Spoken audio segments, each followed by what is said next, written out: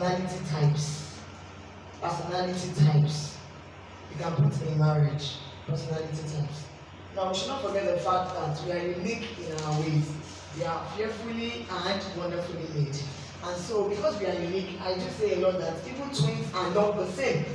So we should understand the fact that before you can say you want to get married to someone, you must first know yourself, know your personality, know who you are.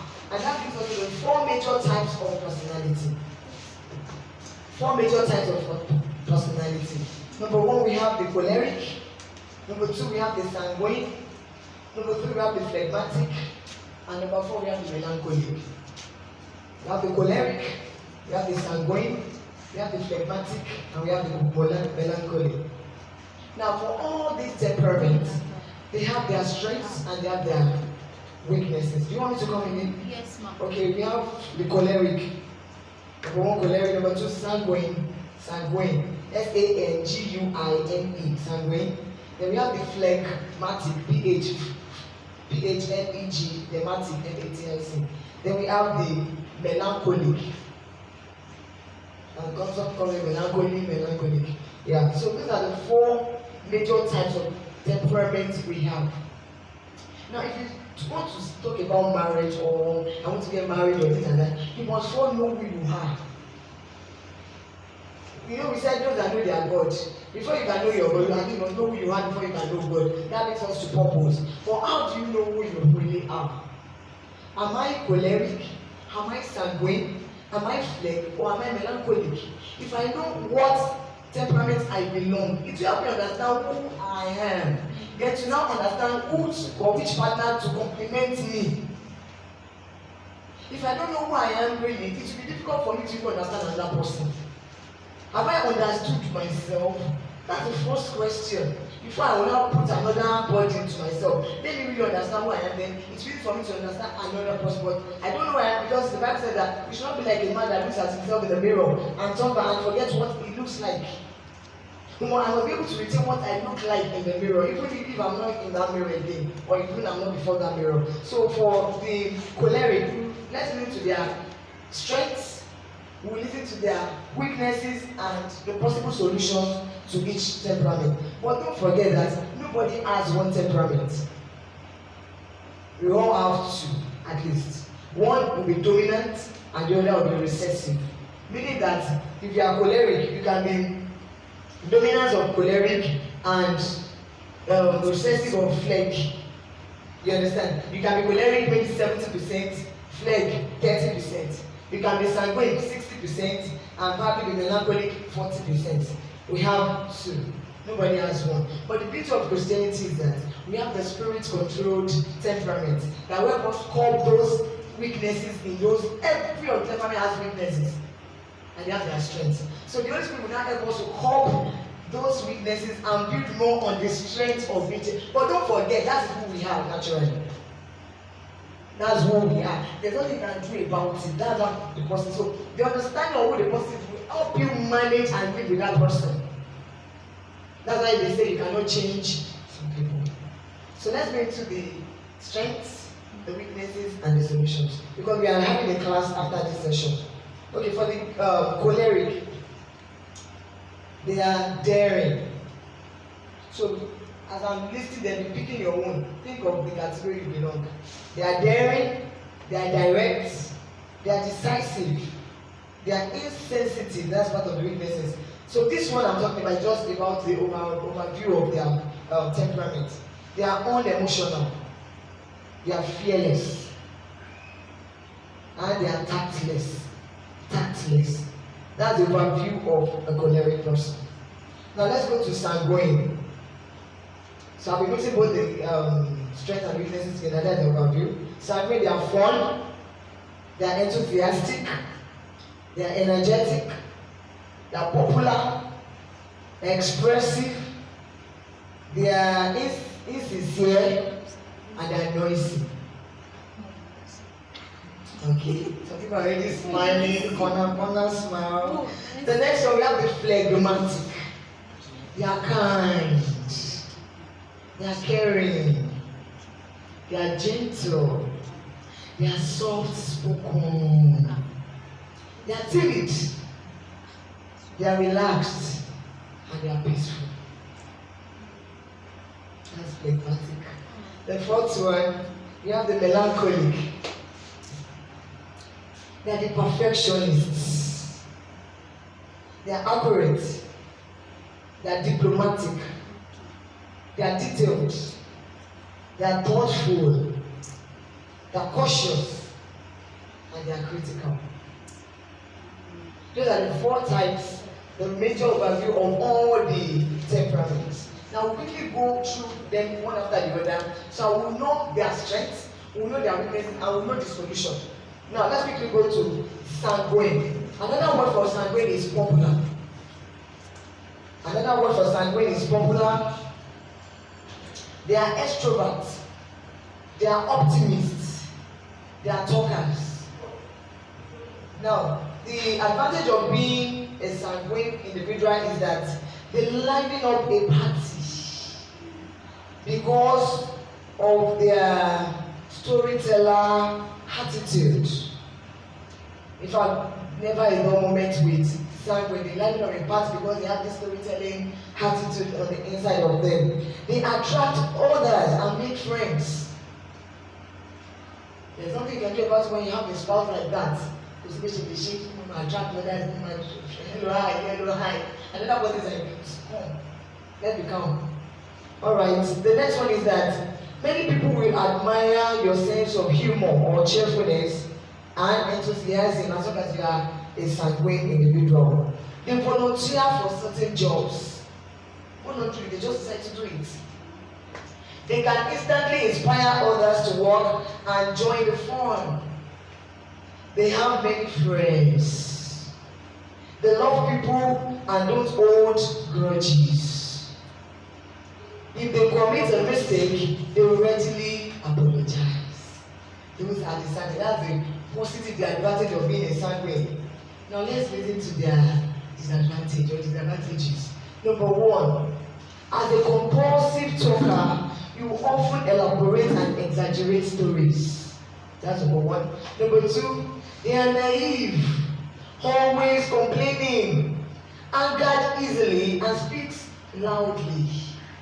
Number three, at work, they tend to talk a lot and forget their main obligations.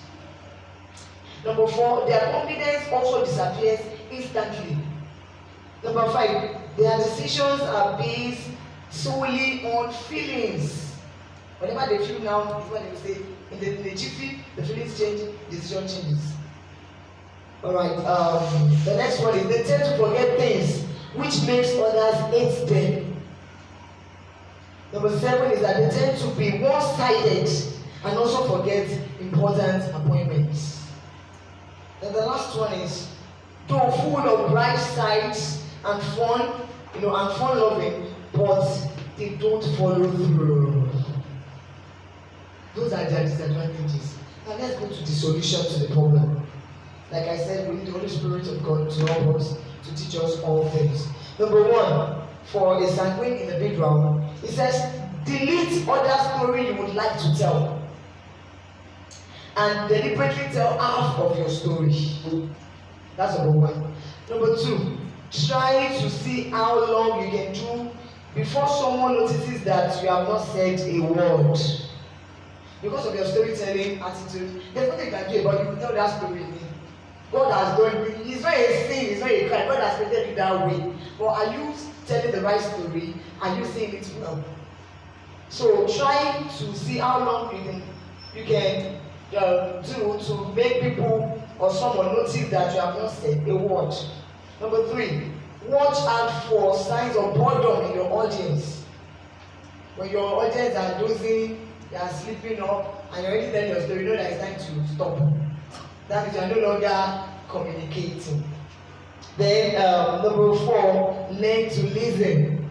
We know you love telling stories, but learn to listen to others too. Number five, stop exaggerating. Stop it.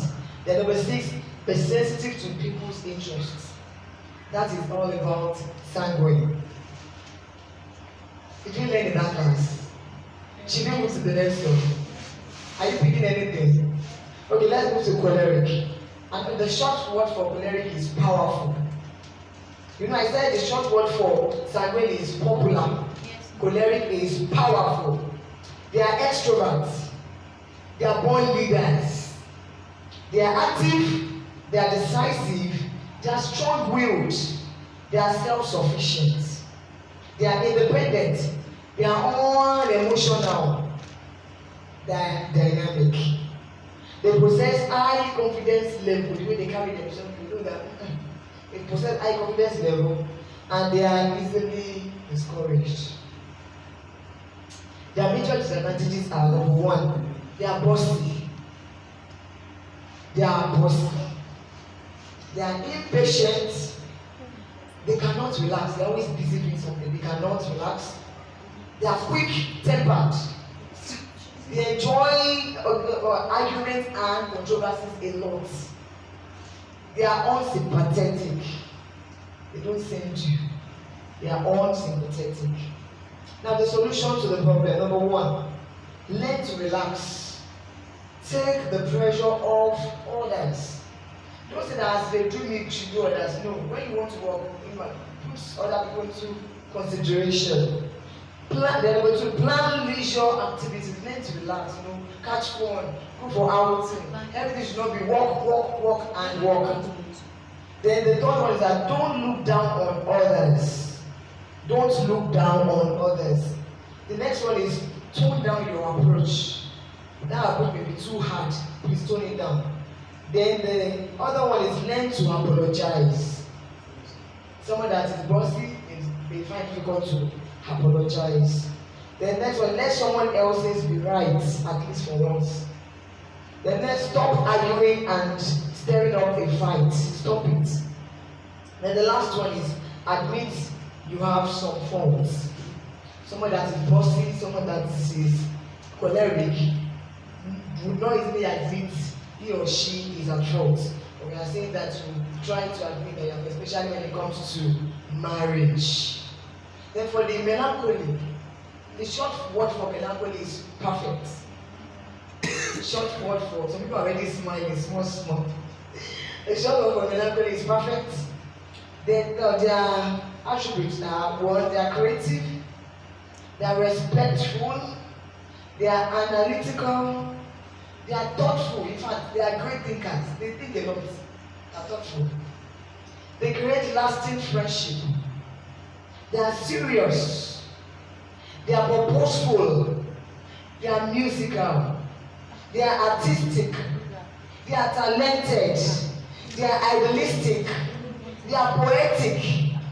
They are philosophical. Now let's go to that.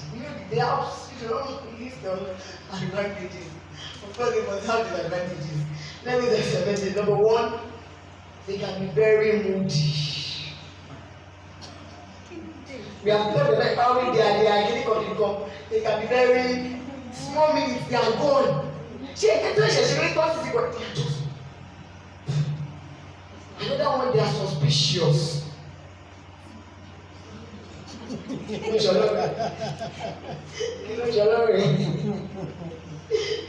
Another one is that they are critical. They are critical. And instead of being optimistic, they can be pessimistic. Pessimistic is that they don't think about the positive side, they are thinking of the negative side, negative interest. They are not optimistic. Another one is that not easily pleased and always fuzzy with details. Not easily pleased and fuzzy with details. There is a solution for a problem as long as you are brought before God. Number one solution is for melancholy. Number one, deal with depression and moodiness. So it will not be one's problem later in life. Deal with depression and moodiness. Number two is that look on the bright side of life. Rather than thinking, wow, just imagine the bright side and just be happy. Find a way just to be happy. Find a way. Some people are already seeing themselves. I don't know. I'm just reading what is here. I don't know anything. No. Then relax your standard. Number three, chillax. Relax your standard. Everybody cannot meet up your standards, so relax. We call it a Jeshuo. The other one is that don't spend so much time planning. Do not spend so much time planning. Then, and the last point is that look for positives. Look for positives so that it will help you not to be pessimistic but to be optimistic. The last one, which is the phlegmatic, we call them the peaceful, blessed and the peacemakers. The short form for them is peaceful, phlegmatic. I hope you are already picking your own, though. Yes, ma'am. For those of you that are not married, you are picking. Yes, And you must know yourself before you attract partners. And those of us that we are married too, we are already picking ourselves our own, so we understand our partners better. Yeah, ṣe pé ìkà ló fi ṣe no, bó ṣe rí nìyẹn. Or I pray that God will help my partner. Now the last one, they are peaceful. So let's talk about their advantages. Or the person said, they are relaxed. They are what? Relaxed. They are easy going. JJ. They are consistent. They are not wavy. They are consistent. They are kind. They are sympathetic. They are witty and quiet. Being witty means that they are wise and quiet. And the last one is that they are the 3 C's, 3Q. They are cool, calm, and collected. Cool, calm, and collected. Let's look at their disadvantages. Number 1, they are unenthusiastic. They are unenthusiastic. Number 2, they are worried. They worry a lot. Number 3, they are fearful. Number 4, they are indecisive. Number 5, they are selfish. You like all this. Oh boy. Number 4, they are reserved. Number 5, they are too shy. Number 6, they are self-righteous. Number 7, they are too compromising. And number 8, they avoid responsibilities. Now, the solution. Number 1, try something new. Number 2, try get enthusiastic with things around you. Try things that will interest you around you. Number 3, cast off laziness and try to accept responsibilities. Number 5 and 4, do not procrastinate. Do not say whatever you want to do now, I will do it later. Do not procrastinate. Number 6, motivate yourself and allow others to motivate you. Motivate yourself and allow others to motivate you. And number 5 or 6 is that learn to communicate your feelings. Other people are not in your mind. What you don't say, people will not know. Learn to communicate your feelings. And the last one is learn to say no. Learn to say no. It's not everything from every topic and Harry you accept. Learn to say no. So this has brought us to the end of the class, which is what's the topic again? Personality types. In marriage or just personality. So with that brief class, you'll be able to understand who we are, and you'll be sharing a form right now where you'll be filling your own form yourself. The first part of the form would be that you feel your strengths, and the other part is that you feel your weaknesses yourself. You will grade yourself eventually to know your temperament. But we may not even eventually go into the last temperament, but you have it in your form. You can take it home. Then the part B of the activity is that you'll be writing 10 things you like about your partner. 10 things you like about your partner, and writing 10 things you want your partner to work on. So I hope you're ready for the exercise. God bless you. Thank you. Amen. Praise the Lord. Thank you so much for that wonderful session. When we talk about marriage, we need to realize that there is no way you'll be able to, mix well with your partner if you don't understand your own personality. Your personality will determine how effective you'll be able to relate with the other person. When you understand yourself, you will know what you need to work on in order for you to blend with the other fellow. And when you understand the other fellow, you'll be able to know what you need to work on to still, help that person to be a better person. So please let us fill the form. Now, partners, you should fill the form. And at the back of each form, you will still do one thing. Look at the qualities that you yourself that you appreciate concerning that your partner, because you may not really know the personality of that your partner well yet, but you can list one or two about 20 qualities of that your partner at the back of each paper, and then you write out those qualities you desire, another 20 that you desire your partner to imbibe or to work on. And then at the end of that, you can now go through each paper, you exchange, and then you go through the paper of your partner at the end of the day. So aside the personality check, also we would like you to also do that concerning your partner. Write those 20 things you like about your partner and 20 things you would like your partner to work on. Sir? Okay, she said 10. 20. Okay, no.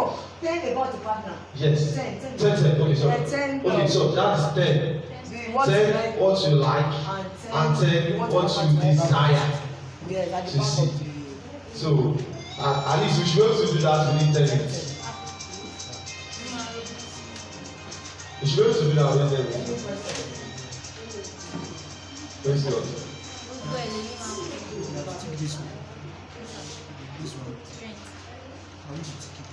So 10 things you like and 10 things you like to work. That's your partner to work.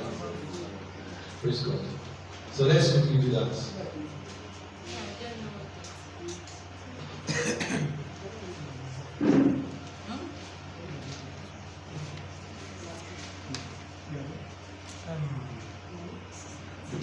Let's start. Should I say classwork? So we have to tick it down. Yes, you have to tick down. The other one you have to write it down. Weakness. What weakness and strength? What's your weakness and strength? Tick it, and then your partner will use to see what's up. Just tick it. Just tick it. Your own or your underline. You can tick or your underline so that you can see it clearly. It's better you underline. Can we tick more than 2 in ours? Just one. Just select one. Just select one. So that means you need to really look at those things very well before you select one on each one.